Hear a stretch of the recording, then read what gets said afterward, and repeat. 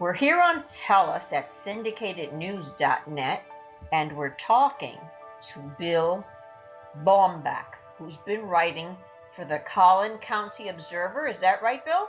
Yes, that's correct, the Collin County Observer. And how long have you been following this case? I have been following this case since early 2009. That was when the district attorney started trying to get a grand jury to indict Judge Wooten even before she sat on the bench. Well, this case concerns Judge Suzanne Wooten. And on Tuesday afternoon, she was convicted of 9 felonies. On January... Yes, she was. Yeah, on January 5th, she was sworn in as district judge in the very same courtroom. And the courthouse... That was called the ceremonial courtroom, yeah. And that's where she was convicted? That is the same room, indeed. How ironic. And I'll give you a few details because so many families dealing with parental alienation and divorce issues think, well, that's impossible that could happen. Yes, it's possible that a judge may have a different interest than yours during your case. It's possible and it happens. But what gives me hope where there are families suffering from corrupt judges, it's not just in Texas. It happens in other states too. And I'm doing this interview with Mr. Baumbach because he's followed this particular case and he's well versed. Since a judge has so much power, you begin to start thinking, am I losing my mind? What's going on? This can't be happening. And sometimes it's happening because sometimes the judge has a different focus than you do. This is the case of Judge Suzanne Wooten, and she was interested in her political position and keeping that judgeship. She had a case before her which was a custody battle. Bill, why don't you fill us in on the rest? The previous judge in the 380th District Court, the Honorable Charles Sandoval, he had gotten several bad bar polls saying that he was the worst judge in Collin County, and he has developed quite a group of litigants who had been mostly in divorce cases who absolutely came out of the courtroom complaining about Sandoval. Early in 2008, Suzanne Wooten, who was a family attorney here in McKinney in Collin County, decided to run against Charles Sandoval, which in the history that anybody can find, no Republican has ever tried to challenge an incumbent Republican judge, going back as far as I can go back to find it. So this is the first time an incumbent judge has been challenged in his own primary. In this case, Suzanne Wooten did, and she won the primary in a county where there was no Democrat running, so she was automatically elected. In your story, Judge Suzanne Wooten being convicted, others that are accused are those that work with her and helped her. For instance, Hannah Kunkel. Is that the correct pronunciation? In Texas, a district clerk is elected, and Hannah Kunkel is the previous district clerk that we have, who has now been indicted. The current elected district clerk, which is Patricia Krieger, has also been indicted, and 2 other employees in her district, in her office. Rebecca Littrell and Sherry Bell. They both work in the same office, and all 4 of them have been indicted along with the judge. Yeah, more than that, they're now the 2nd and 3rd leaders in that department. Patricia Krieger was elected. She has promoted both the other 2 ladies indicted so that now they are the 2nd and 3rd most higher members of the leadership in that department. So that department now, the top of that department is all indicted. Sherry Bell, Rebecca Littrell, Patricia Krieger, and Hannah Kunkel. All 4 of them Correct. That worked with Judge Suzanne Wooten. Suzanne Wooten, the judge, has been convicted, and all of her associates and, I guess, cronies, do we still use that word? They've all been indicted. How interesting.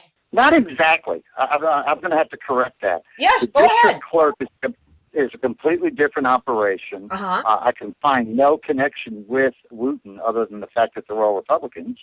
But what the district clerk does in Texas is the support of and the clerks for all of the district clerks. In Collin County, we had 9 district clerks. One of those courts is the 380th. That was the judge at Suzanne Wooten. So they are the clerks for one of her courts, but also for 6 others. And they're facing, it looks like, 3rd-degree felonies that can result in imprisonment in Huntsville for 2 to 10 years. Correct. 2 to 10 years. That is correct, and that's for using games with employee time records to free up the employees of her department to campaign for her own election. So there's about 2,000 man-hours that was used for Miss Krieger's campaign, which led to the Texas Rangers raiding the county courthouse. Well, we have an unusual case, and I want to mention it now because I've never let it die. I'm from Florida now, and here in Florida, there's one case, the Wardner case, that has been passed around from one judge to the next, to the next, to the next, and one judge actually ordered a $100,000 family evaluation. And 3 subsequent judges have made believe it doesn't exist. And the parent in the case invited me to sit, and I'm not the only person who has seen this family evaluation. I was invited to sit and read it. And as a teacher, as a school teacher, if I allowed any of this, if I even heard that any of these behaviors were going on with a child in my classroom, and I did not report it to the authorities, I'd be arrested as either being complicit or being terribly stupid. Yet, in this report, although all of that is in there, by not acknowledging the family evaluation, it allows these judges to make believe it doesn't exist. That evaluation went into the court, I don't know how many years ago, and it's been floating around, and judge after judge, they make believe it doesn't exist. And this father is yet to have a relationship with his children all these years. So I just want to remind judges in other states, not just Florida, but all states, that it can happen to you, that you're not omnipotent, and that being a judge doesn't mean that you get to make all the rules forever. If you have a different focus and you're not being fair, this can happen to you. And I encourage all judges to look into the Suzanne Wooten case. It can happen anywhere. How long has this been going on? You know, the roots of this case comes back to a divorce case that began in 2003. Almost $2 million of attorney fees had been paid for on this case. How many? 2 million? Judge Sandoval has, throughout this case, generally sided on the ex-wife, which is named Jennifer Carey. Children's father is David Carey, had really fought this case for many, many years. It's never stopped. This has gone up to the Texas Supreme Court twice, and in every case, the Judge Sandoval, has been famed. David Carey, really, before it was all over, absolutely loathed Judge Sandoval and was wanting to find anyone to run against him to get that judge out. When Suzanne Wooten decided she wanted to run for that case, then what the root of the bribery trial has to do with the Careys. David Carey and his new wife, Stacey Carey, have given about $150,000 to a man named Spencer. Spencer became the campaign manager for Suzanne Wooten. The question that the state has been trying to prove was $150,000 given to the campaign manager, Spencer. How many times was the $150,000 payment made? Because it seems to me it was made. 6 payments were done over that period of time, between $50,000 and $150,000 per payment. And that is what led to 9 convictions of bribery. Wow. And that was the 6 checks that David Terry's wife, Stacy, gave to Spencer. And Spencer would run the campaign for the judge that was going to rule in favor of the contributor. That's what nobody's ever been able to prove. In fact, Judge Wooten has always recused herself when that case appeared before her. And so when the divorce case did come before him again for a modification of custody, Suzanne Wooten found out that David Terry was one of her supporters, so she recused from that case. And she had also paid all the money for her own campaign. What the state was trying to prove and did convince the jury was that even though the judge was using her money, she was using her money after she was elected and paying it back. So the state was saying that $150,000 was in fact a loan. If she's paying it back, it's because she knows she shouldn't have had it in the first place. Exactly. And Wooten, as a candidate against an incumbent, could not really raise any campaign money. Lawyers here are the ones typically who finance candidates, and they are not going to give money to the opposition of an incumbent judge. They're simply not going to do it. So she was able to raise most of her money after she was already elected, and then use that money to pay back Stephen Spencer, who was their campaign manager, to pay off all of her campaign financing. The jury wasn't fooled on this one. The jury was very clear-minded. Yes, I expected it to be a long deliberations, but in about a day and a half, the jury came back with a charge of guilty on every charge, but did reduce 2 of the felonies, because she was originally charged with in Texas, is called a Class 1 felony, which could have resulted in 99 years.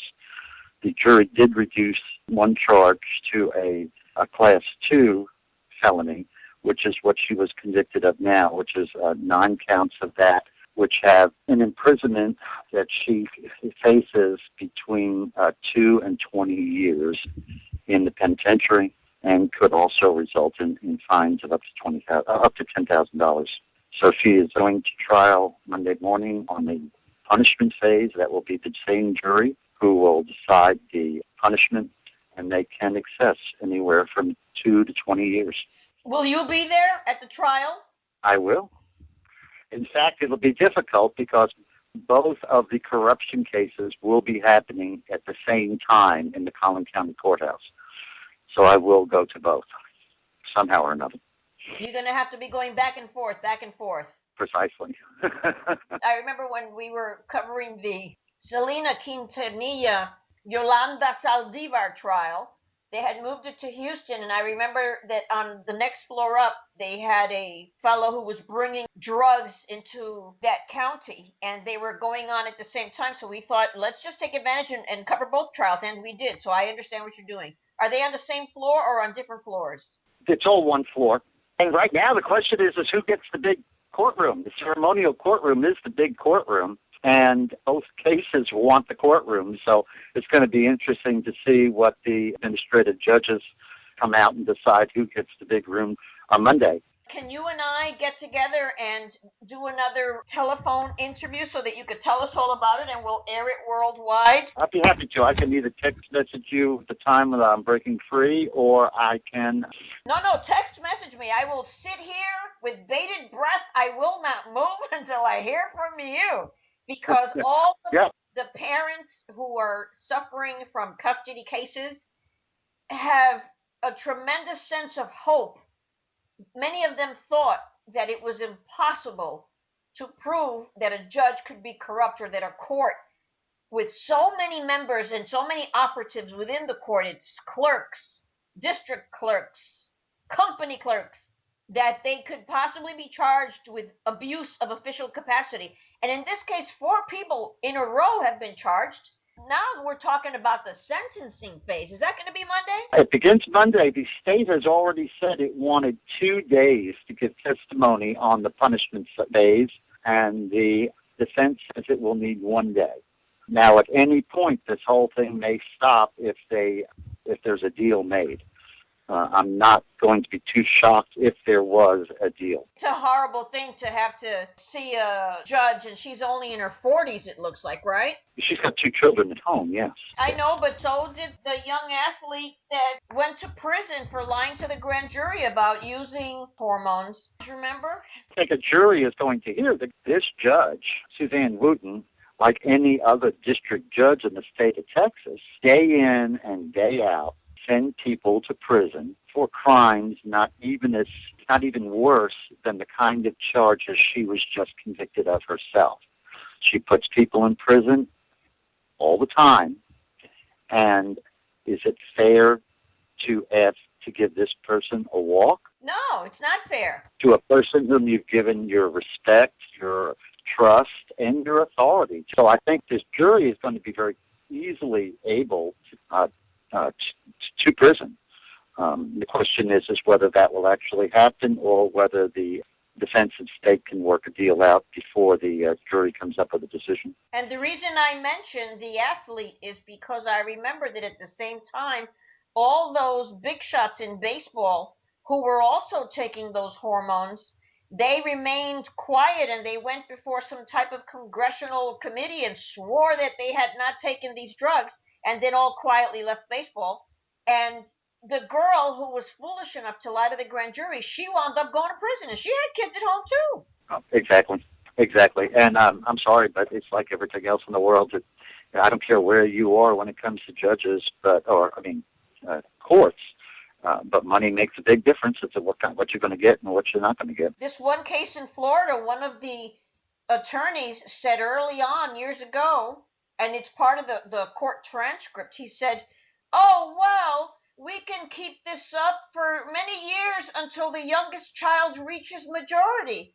And that's actually what happens. It was as though he was predicting the plan. And in a county like Collin County, which has started out as a small county in the last 20 years, has grown dramatically. But still, it's almost old boy. All the attorneys know each other. The judges all know each other. I mean, we have one judge who's elected, we have one judge who is married to another district judge in Collin County. We have another district judge who is the wife of the district attorney here in Collin County. We have another district judge whose father was the last district attorney in Collin County. And right now we have one judge who is retiring and who is supporting his son to take over the job. In a situation like this, a person that can come to a court with money and can get a well-connected attorney against a spouse or who's involved in a divorce case, who's coming in without those kind of abilities, from what I've seen, they're at a very strong disadvantage. Can they get justice? Maybe. Well, we will be here waiting for you to come out of court on Monday, and we will put it on the air. Yes, we will. We will have this on tonight. I promise you. I will have it on, and then I will just call you, even if you don't pick up because you're sleeping already. Okay. Okay, thank you.